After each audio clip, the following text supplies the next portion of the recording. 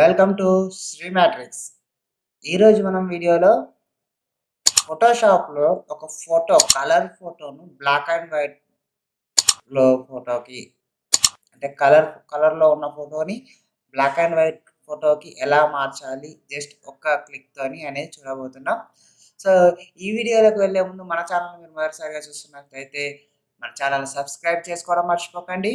అలాగే ఈ వీడియోలో కంటెంట్ ఉంది అంటే ఈ వీడియోని లైక్ చేయడం కూడా మర్చిపోకండి. మీరు లైక్స్ ఇవ్వడం వల్ల ఈ వీడియో ఇంకొంచెం మందికి షేర్ కావడం జరుగుతుంది. అలాగే మనం ఇంకొన్ని వీడియోస్ చేయడానికి బూస్ట్ అనేది ఇవ్వడం జరుగుతుంది. కాబట్టి లైక్ చేయడం మాత్రం మర్చిపోకండి. ఇక వీడియోలోకి వెళ్ళే ముందు మనం ముందుగా స్టార్ట్ మెనూలో ఫోటోషాప్ను ఓపెన్ చేసుకుందాం.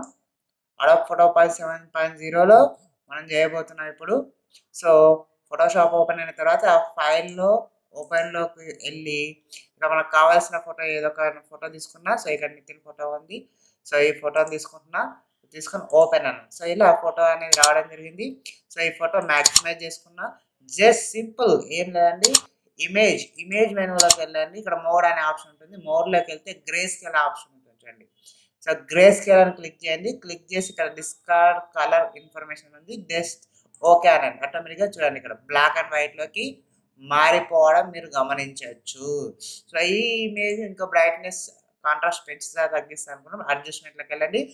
బ్రైట్నెస్ కాంట్రాస్ట్ మీద క్లిక్ చేయండి.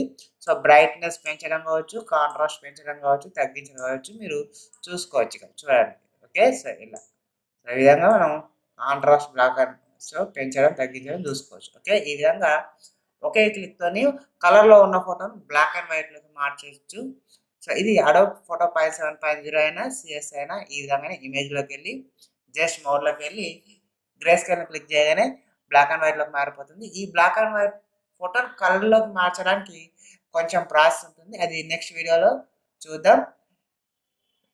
ఇప్పుడు మనం ఛానల్ని ఒకవేళ మనం చేస్తున్న వీడియోస్ కనుక మీకు ముందుగా నోటిఫికేషన్ రూపంలో రావాలనుకున్నప్పుడు కింద ఉన్న బెల్ సింబల్ను యాక్టివేట్ చేయడం మర్చిపోకండి. అలాగే వీడియోను షేర్ చేయడం కూడా మర్చిపోకండి.